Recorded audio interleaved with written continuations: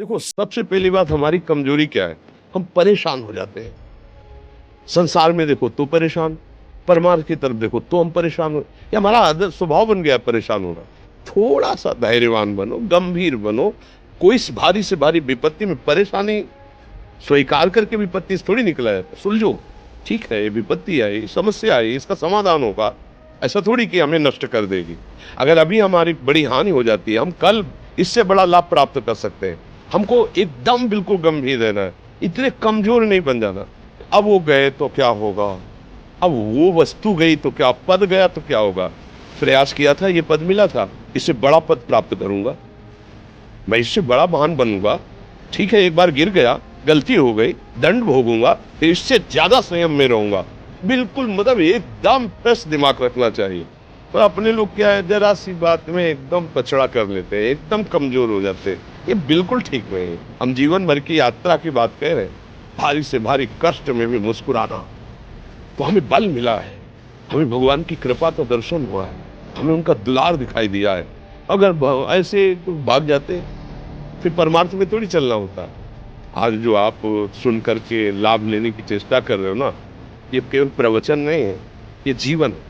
अगर ये जिए ना होते ना, तो पता नहीं ये इसका प्रभाव नहीं पड़ता, फिर वाणी का प्रभाव नहीं पड़ता। हम इसीलिए कहते हैं, जैसे आप लोग एकदम परेशान हो जाते हैं, तो बोलो क्या हमसे ज्यादा परेशानी होगी? दोनों किडनी खराब, दवाई लाने के लिए पैसे नहीं, पानी रखा है हम उठ के पी नहीं सकते, भीषण शरीर में कष्ट, भीषण बुखार, तो किडनी फेल, जरा में बुखार, खाने को क्या, रोटी मांग के लाओ। अगर वहां सब्जी मिलती तो लाल मिर्च ऐसी पड़ के मिलती थी तो पा नहीं सकते थे। आप सोचो, पानी लाना है तो मुझे लाना है, पीना है तो मुझे पीना है। अगर मैं हारता तो कहां पहुंच जाता, क्या स्थिति होती? नहीं, मरना है। पर कदम पीछे, कोई दिन ऐसा नहीं जिस दिन सेवा ना की हो, जिस दिन सेवा में ना गए हो। गुरु जी की सेवा में जाना है, पहले अपने को स्वस्थ साबित करना है, वो सेवा नहीं लेंगे। उन बीमारों से कष्ट में है सब, उनकी दृष्टि परेशान, सेवा की आके लेते हैं। हिम्मत की अपनी श्री जी की सेवा, मधुकरी नहीं हुई, 3-3 4-4 दिन भोजन नहीं गए, पर सेवा नहीं छोड़ी, दिनचर्या नहीं छोड़ी। और उसका प्रधान कारण संयम, ब्रह्मचर्य, भगवत आश्रय, नाम जप, कभी हारने नहीं दिया। अभी भी थोड़ी देर बाद डायलिसिस शुरू हुआ। हारने, आपको हारे हुए नजर आ रहे हैं? शरीर में पीड़ा है, किडनी फेल है, ऐसा तो हम स्वस्थ बैठे, पीड़ा है, बार बार प्यास लगती है, थोड़ा थोड़ा पानी मिलता है, हर, लेकिन हम आनंदित हैं, हम प्रसन्न हैं। हम लड़ाई में हारे नहीं हैं, ना हारेंगे। हम जीत चुके हैं, हम अपने मालिक के भरोसे में अपना सब बात, तो वो, ये हम अपनी बड़ाई नहीं बता रहे, हम आपको बता रहे समस्या। सोचो, तुम्हारे पास तो माँ है, भाई है, बहन है, परिवार है, कोई ना कोई तो है ना।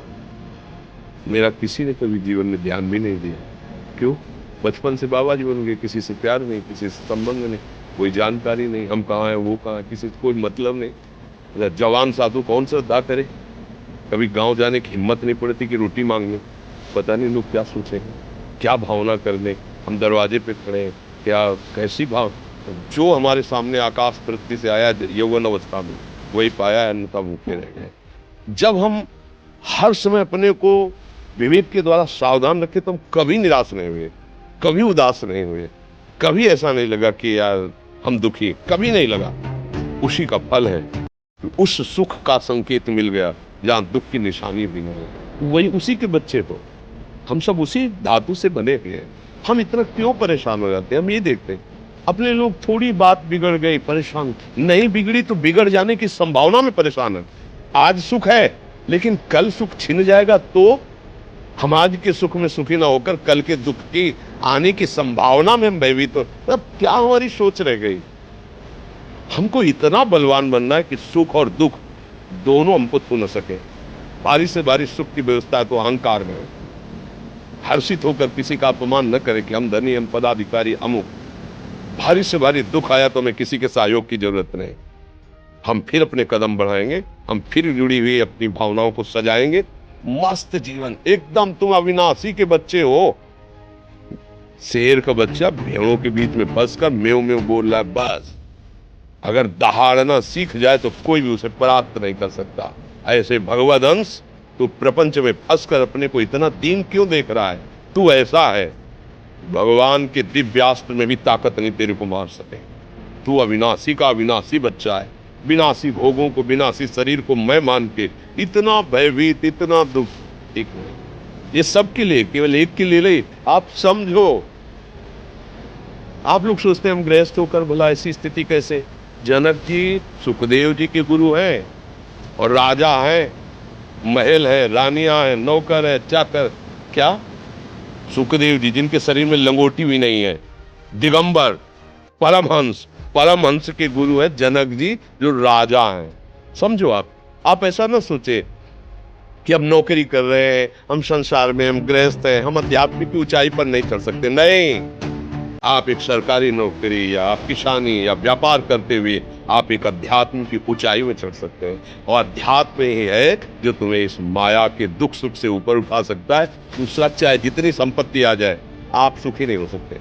सब देख लो, आप खोल के देख लो, अध्यात्म ही है जो तुम्हें हर कष्ट सहकर मुस्कुराकर जीने का रास्ता बता देगा कि आप आनंदित हो जाओगे। कुछ नहीं बिगड़ा, अध्यात्म है तो कुछ नहीं बिगड़ा, अध्यात्म नहीं है तो कुछ नहीं बना, कुछ हाथ नहीं लगने वाले।